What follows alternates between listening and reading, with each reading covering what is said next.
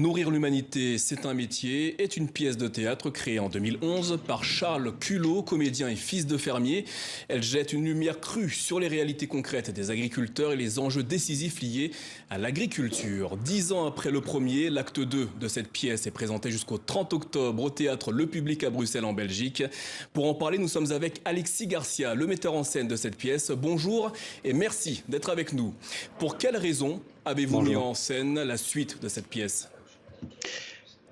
Parce que le monde agricole avait changé. Quand on a fait cette première version, il y a 11 ans, 10 ans, on était après une énième crise du lait. C'était une situation catastrophique au niveau des situations agricoles, des agriculteurs et des agricultrices. C'était des suicides en série, des fermes qui fermaient, qui disparaissaient, en Belgique comme en France. Et la pièce a tourné pendant 10 ans. Et 10 ans plus tard, on s'est rendu compte que le monde avait changé, que des gens s'étaient relancés à la terre, que des gens avaient fait de la transition vers un modèle agricole, agroécologique, agroforestier, et donc qui réinventait l'agriculture et la manière dont nous nous nourrissons. Et donc on a voulu porter ce nouveau discours-là, créer de l'espoir, créer des vocations, ramener les gens à la terre avec cette nouvelle version du spectacle.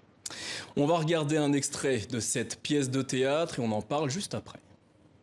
Nous, ce qu'on voudrait, c'est gangréner le monde, quoi, et être de plus en plus nombreux pour les étouffer, quoi, enfin, au fur et à mesure, quoi. On est obligé de se creuser les méninges pour trouver des solutions. Personne nous en apporte.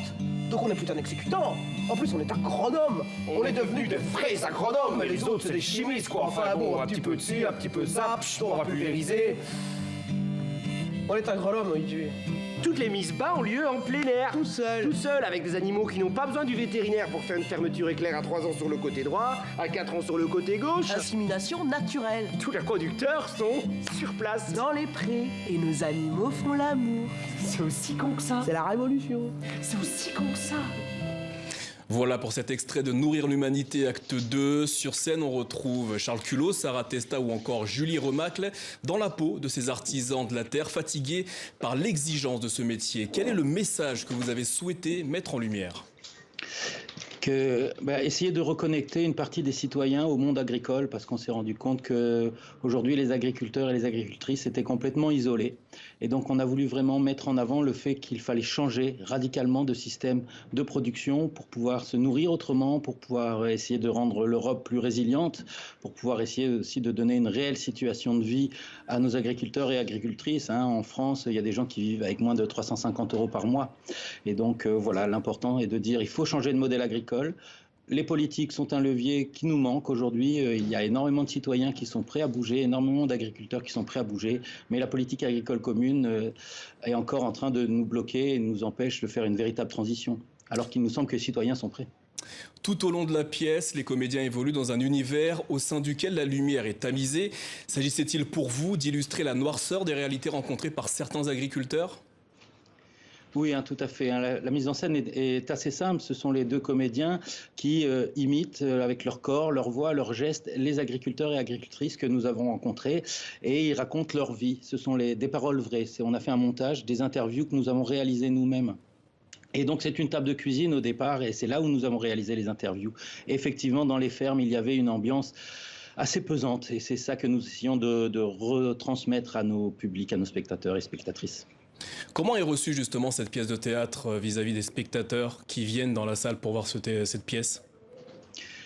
C'est un franc succès, nous devons l'avouer. Il y a quelque chose où les gens ne se rendent pas compte à quel point le monde agricole aujourd'hui est dans une situation catastrophique.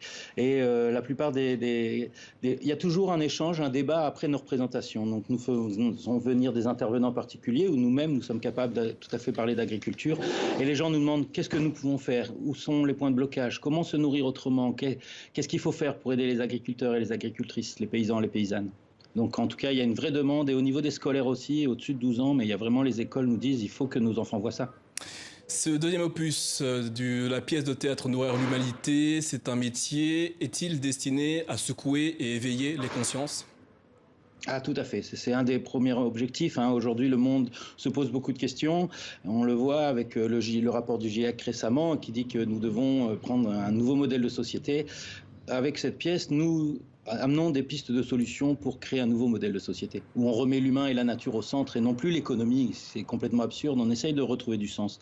Et les jeunes agriculteurs qui se lancent et agricultrices sont des gens qui sont en quête de sens, qui en ont marre du monde aujourd'hui qui court avec un système productiviste. Ils essayent de retrouver du temps pour eux, pour leur famille. Jusqu'au 16 octobre se déroule également la première édition du festival Nourrir Bruxelles. S'agit-il du prolongement de votre pièce de théâtre ? Ce n'est pas qu'un prolongement, c'est surtout le fait de se rendre compte qu'on est énormément à vouloir essayer de faire bouger les choses. Et on s'est rendu compte en fait que des associations faisaient des choses toute l'année, mais jamais tout en même temps. Et on a voulu les mettre toutes dans un même programme, s'occuper de la communication. Et donc aujourd'hui, on se retrouve, on est 120 partenaires. On a fusionné avec le festival alimentaire organisé par SOS Faim en Belgique. On a la région bruxelloise qui est devenue partenaire. On a 120 associations, je vous l'ai dit, c'est plus de 150 activités. C'est des spectacles, des visites de ferme, des balades en vélo, apprendre à créer son potager collectif. C'est des grands débats, des grandes conférences. On a eu la chance d'avoir un parlementaire européen hier et avant-hier, Benoît Biteau. Il y a des parrains, des marraines. Et je vois que vous mettez Nourrir Liège. Effectivement, on a créé déjà un similaire de ce festival il y a 5 ans à Liège, quoi. Et l'idée est de développer ce concept partout en Belgique, de le développer aussi en France, à l'Europe, si des gens à l'international veulent se saisir du sujet. Ces 10 dernières années, estimez-vous que le monde agricole a connu des évolutions positives ou négatives ? Les deux, c'est très paradoxal. C'est-à-dire que ces 10 dernières années, le nombre d'agriculteurs qui sont enfermés dans l'ancien modèle ne cesse de disparaître. On est toujours sur une course à l'agrandissement.